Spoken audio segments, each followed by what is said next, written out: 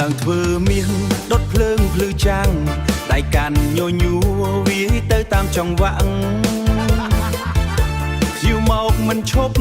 ភៀវមកមិនឈប់ឲ្យធ្វើគ្រឿងអលង្ការតែនោញឹមថាធ្វើឲ្យស្អាតណា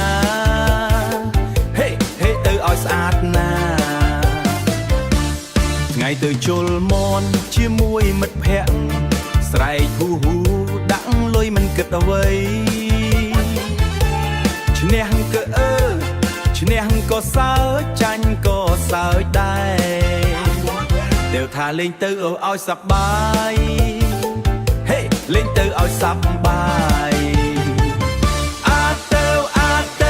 ជាងមៀងប៉ោយប៉ែព្រឹកធ្វើមៀងថ្ងៃជុលមនយកផឹកស្រាទៅវិញមិត្តប៊ូម5នាក់ជុំគ្នារាល់ថ្ងៃដាក់បត់យូយូហូឡាមិនខ្វល់អ្នកណា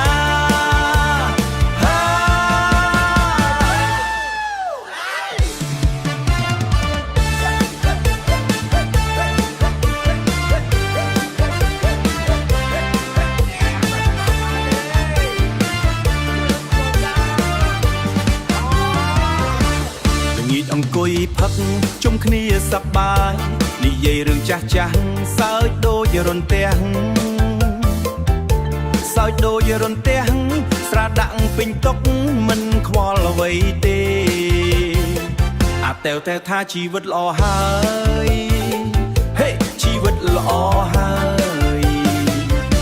ប្រពន្ធស្រែកហៅពីផ្ទះលឺល្វើយល្វើយ